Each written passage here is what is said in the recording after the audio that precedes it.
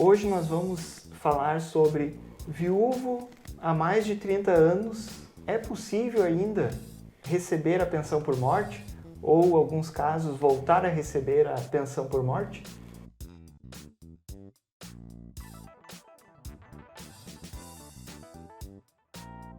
Eu sou o advogado Diego Darino Ribeiro e trouxe aqui o advogado Cássio Justo Duarte. É isso, Cássio? Isso mesmo, Diego. Hoje a gente tem essa pauta aí, né? Uma pauta com bastante dúvida, né? Até pela questão do tempo. E a gente vai fazer alguns esclarecimentos aqui, como eu vim até o convite, sobre esse tema. O Cássio, me diga uma coisa. O direito, ele seria do filho ou do viúvo? Porque tem muitos casos, né? Que o viúvo até recebeu lá atrás uma pensão por morte, só que hoje, no fim, não recebe mais. O filho completou lá seus 18, 21 anos da época e não está recebendo mais. Como é que funciona essa questão? Diego e viúvos, assim, ó, essa questão funciona assim. Na época, né, na época da concessão dos benefícios, lá anterior a 1991, a gente não tinha lei geral de benefícios da Previdência Social, que hoje a gente tem. Nesta época, tá, antes de 91, os viúvos só receberiam se eles fossem pessoas inválidas. Do contrário, os viúvos, com o falecimento da sua esposa, eles não teriam esse direito. Esse direito ficaria para os seus filhos, caso eles existissem. E muitos viúvos ficaram recebendo, mas era em função dos filhos, não propriamente deles. Então, os viúvos ficaram recebendo um tempo e quando esses filhos atingiram a maioridade, a pensão cessou e eles ficaram sem receber. Muitos desses viúvos foram atrás de advogados do próprio INSS para reativar esse benefício. Eles até acreditavam que era restabelecer uma reativação porque simplesmente parou do nada, né? E o que acontece? No INSS era explicado que o direito era para o filho e que completou a maioridade, ele não teria mais esse direito. E nos escritórios de advocacia também era dada essa orientação, que as pessoas não teriam esse direito, porque na época anterior a 91, o viúvo que não fosse inválido não teria esse direito. E geralmente o viúvo ficava sem buscar o direito e ficava sem receber nada. Mas isso mudou, né, Cássio? Sim, Diego. E por que mudou? Aí é uma questão bem complexa e jurídica, né? E que envolve o sistema judiciário e advogados que foram corajosos e buscaram essa igualdade entre homens e mulheres. Sim. A partir do ano de 2012, o STF vem reconhecendo que lá na última corte, na Suprema Corte Federal, que foi reconhecido que os viúvos têm esse direito de igualdade com a mulher. Então, quem viuvou antes de 91 não pode ser diferenciado do viúvo que viuvou depois de 91. Sim. É isso que o STF vem decidindo e decidiu a partir de 2012. Então, a partir de 2012 para cá, o direito mudou. Não é que o direito mudou, é que a justiça reconhece o direito. Reconheceu, digamos, tardio, mas reconheceu. Reconheceu o direito, o que antes não fazia. Porém, o INSS continua dizendo que não tem o direito. Muitos advogados também, por não ter o conhecimento dessa área necessária e por muitos anos ter ficado sem o direito, também diz que não tem o direito. Mas, de fato, o direito existe e se hoje ser levado à justiça, a probabilidade do ganho de causa é enorme. Sim. Porque esse pessoal... Com base nessa decisão do STF. Com base na decisão do STF, tem esse direito. Isso são os viúvos, digamos assim, são anteriores a 1991. Mas os viúvos anteriores a 92... nenhum está recebendo, né? Digamos assim, a não ser quem já tenha entrado na justiça e esteja recebendo. Os de 92 para frente, tá tudo certo, né? É para estar todos recebendo até hoje. O O fato que o objeto aqui são os anteriores a 1991. Esses que ficaram, digamos assim, foram os lesados pelo INSS. Eles até receberam só para os filhos, né? Os filhos receberam ali até completar os 21 anos e aí cortaram e disseram para os viúvos que não teriam direito. Então, os anteriores a 91, tem alguma diferença se for anterior a 88 ou não? É tudo anterior a 91, daria para buscar o direito?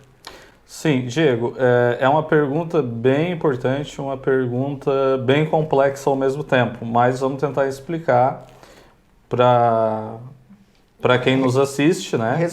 Resumidamente, porque pela complexidade do caso seria difícil explicar as minúcias de tudo que envolve esse direito. Mas, resumidamente, os viúvos anteriores a 91, eles têm o direito, como a gente falou, igual aos posteriores a 91.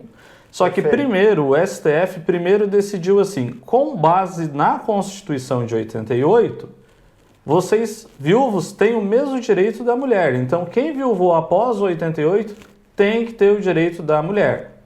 Igual da mulher. Porque é o que receber a pensão. Isso, porque é o que a Constituição de 88 garante. Ela garante igualdade de homens e mulheres. Não é porque uma mulher tem o direito que o homem não vai ter o direito. A Constituição garante igualdade dos dois. Então, a partir de 88, primeiro o STF, em 2012, decidiu que teria direito ao benefício os viúvos a partir da Constituição, ou seja, a partir de 88.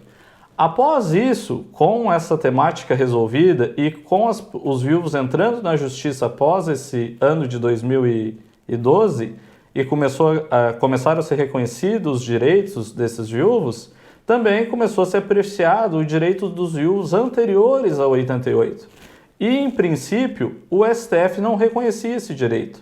Mas, a partir de 2015, o STF também começou a reconhecer esse direito dos viúvos anteriores a 88 ter direito à pensão por morte da sua esposa, mesmo não sendo inválido. E o porquê que essa motivação? Porque o STF é claro em dizer isso, que a Constituição não distingue homens e mulheres. Então, a gente não pode aplicar um direito hoje em dia ainda diferente para homens e mulheres. Se a mulher tinha o direito, o homem também tem que ter o direito. Então, é por isso que hoje vem se reconhecendo no âmbito do STF a pensão por morte para o viúvo, mesmo anterior a 88. É claro que o STF reconheceu esse direito e aos poucos está vindo para as instâncias inferiores, que também já estão começando a reconhecer esse direito. Entendi. E então o viúvo lá, que ficou viúvo, né, anterior a 1991, o benefício ainda que tenha recebido apenas para o filho, ele pode hoje estar buscando, né, tanto o benefício, atrasados, como que funciona, cara? Sim, Diego. Claramente pode, e até te digo, quem recebeu esse benefício em nome dos filhos, esses aí são os mais prováveis que tenham o direito, né? Porque a mulher, a esposa falecida, era segurada. E como ela era segurada, certamente o seu marido, no atual entendimento, é um dependente do segurado. Então, é só procurar o Poder Judiciário, que o Poder Judiciário vai agasalhar esse direito desse viúvo, vai dar o direito para ele receber, porque a mulher tinha carteira assinada e ele agora tem o direito reconhecido pelo STF de receber.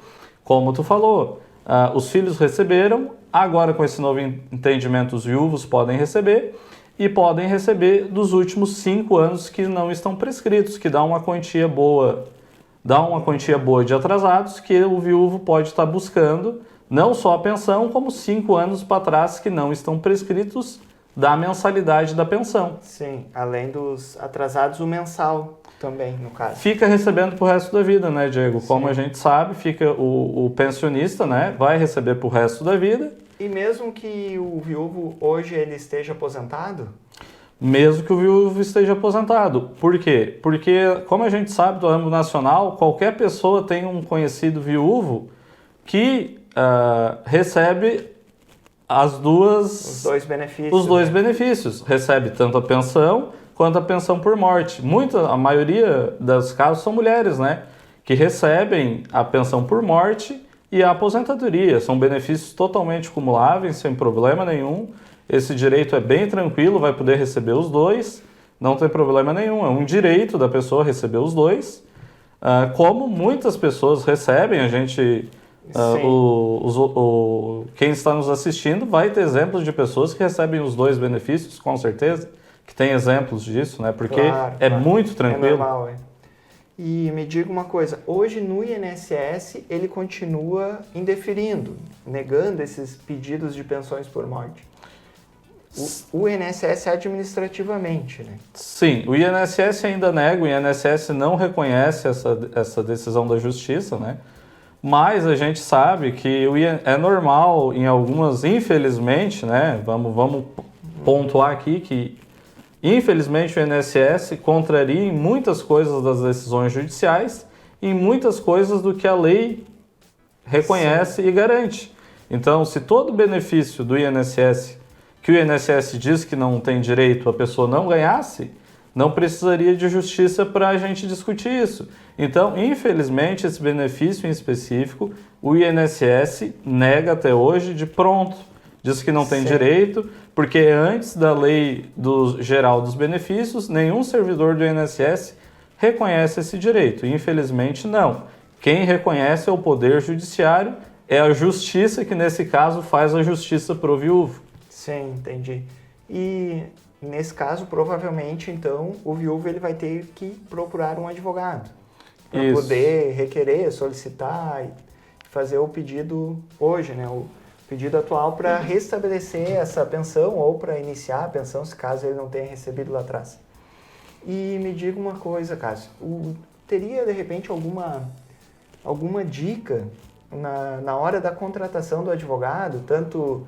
porque, digamos assim, hoje esses viúvos, a maioria são já pessoas idosas, às vezes com a pandemia, aí às vezes eles vão no escritório presencialmente ou fazem contratações à distância, online, tem advogados de todas as formas.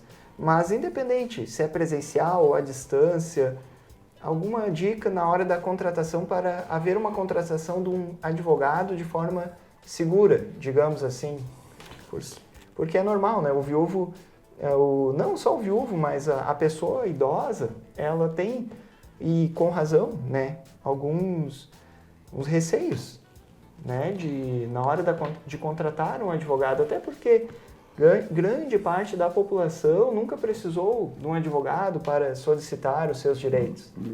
Sim, Diego, o que a gente pode falar para os nossos ouvintes, né, e orientá-los, que é bem importante disso, né, porque a gente sabe como tem muita gente boa no mercado, também tem os maus profissionais, né? Então, a gente tem que ter alguns cuidados, sim.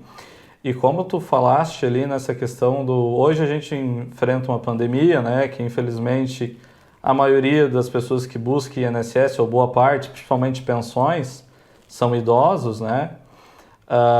Tem essa dificuldade de ter que se locomover até o INSS ou até mesmo um escritório de advocacia. Então, o que a gente orienta, né? O que é a orientação que a gente pode dar?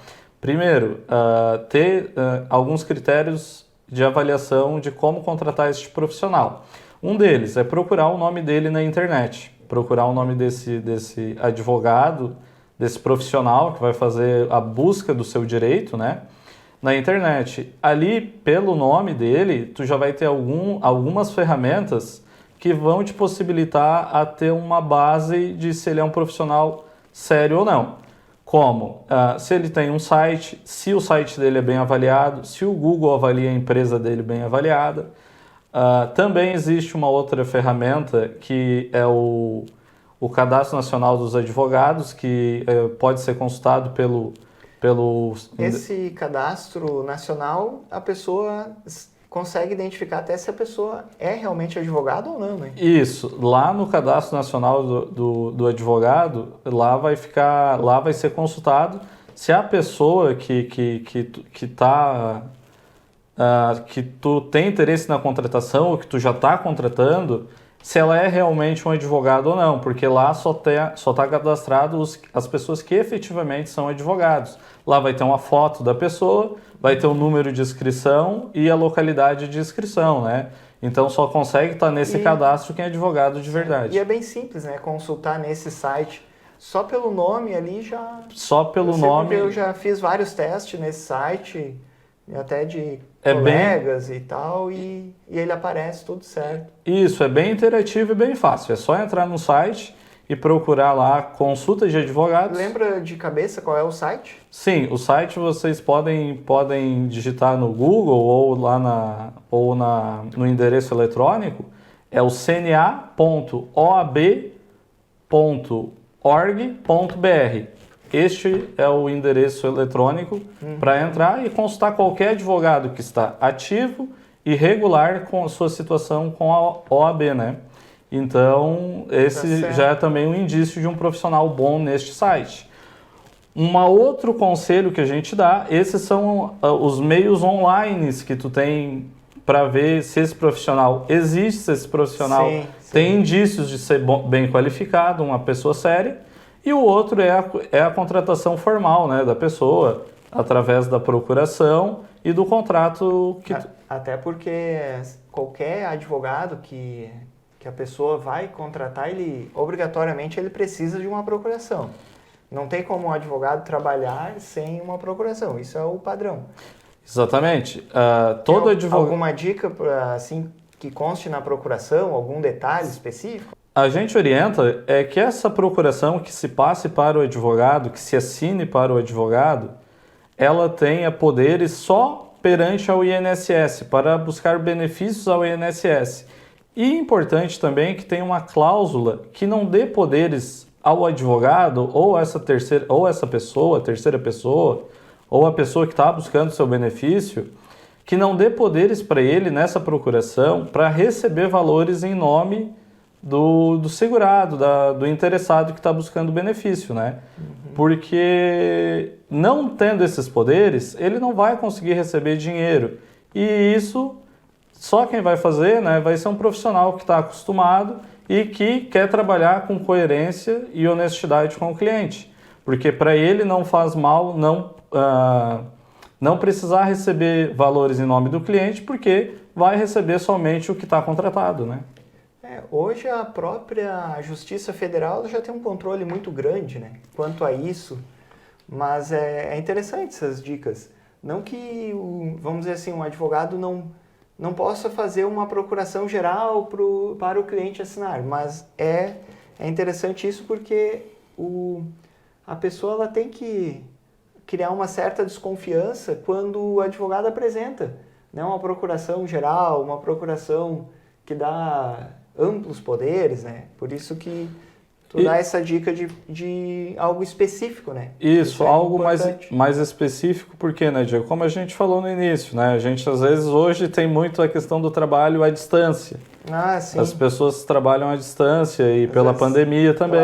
Claro. Então, como talvez tu trabalhe com a pessoa, um escritório online ou um escritório à distância, é importante ter segurança nos meios contratuais que tu fornece ao advogado, os poderes para o advogado ou mesmo para um representante. Não, isso é bom para todo mundo, até no caso para o advogado também é bom. Para o próprio advogado coerente não vai ter problema nenhum, não vai prejudicar ele nem a parte, né? Sim, porque aí sabe que é específico para aquele assunto, para aquele pedido, que é só para... O advogado, na verdade, ele precisa trabalhar, né? É apenas para isso, para poder solicitar, fazer o pedido e depois, claro, ali tem um contrato e na hora do pagamento, ambos se acertam ali na questão do pagamento. Né? Não precisa nada além do necessário, né? Isso, não precisa poderes maiores do que os necessários, né? Exato. É exatamente essa a segunda dica que a gente estava falando. Dá os poderes necessários que o advogado precisa, não mais nem menos. O advogado precisa dos poderes, passa só esses que vai ter provavelmente bem mais segurança na hora da contratação do profissional, né? Então está bem, Cássio. Muito obrigado aí pelas suas dicas, informações. É importante sempre colaborar com o colega Diego, que tem um excelente trabalho no ramo profissional. A gente também faz algumas questões previdenciárias, mas é bom esse bate-papo aí para esclarecer os... Mas é esclarecimento, até porque essa questão do viúvo é algo que ficou basicamente perdido no tempo, né? Isso. Era um direito que muitos viúvos procuraram atrás, alguns procuraram, outros nem procuraram, né? Muitos, infelizmente, não conseguiram, porque a própria justiça via de forma contrária lá, né? E hoje o judiciário mudou aí o seu entendimento e está sendo possível. E também, né, Diego, a gente sabe uma outra coisa, né, a importância, muitas vezes, social que tem esse entendimento do STF, né, esse novo entendimento que o viúvo pode receber. Porque, além que dá direitos iguais, né, aos homens e mulheres, que é uma importância também para os homens, né, também tem o direito social, porque hoje a gente sabe que muitas vezes o salário da maioria dos viúvos é o mínimo e está corroído aí pela inflação, sabe? Então, quem sabe buscar esse segundo salário é uma forma até de dar dignidade para a maioria dessas pessoas que estão na terceira idade.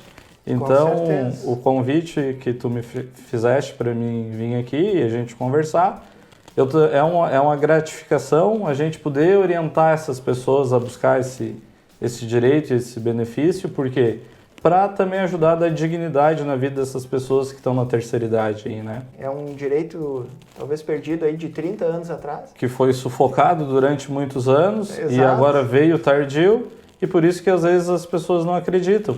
Mas devem acreditar porque ele existe e devem buscar porque tem direito e provavelmente na grande maioria vai fazer diferença na vida das pessoas para ter uma vida mais digna, né? Eu espero que aqueles que vejam esse vídeo, aqueles que ainda talvez possuem alguma possibilidade nesse direito, que busquem aí, né?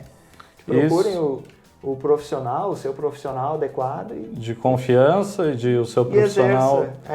O seu profissional que possa, especializado, que possa trabalhar nessa área, que conheça bem essa área, né? Também é importante. Claro. Procurar um profissional da área, porque é um direito, como a gente disse, bem específico, é um direito que nem todos os advogados, nem todos os profissionais da área, infelizmente, conhecem. Procurar esse profissional e ir atrás desse direito que a gente acredita que faça diferença na vida deste viúvo. Está certo.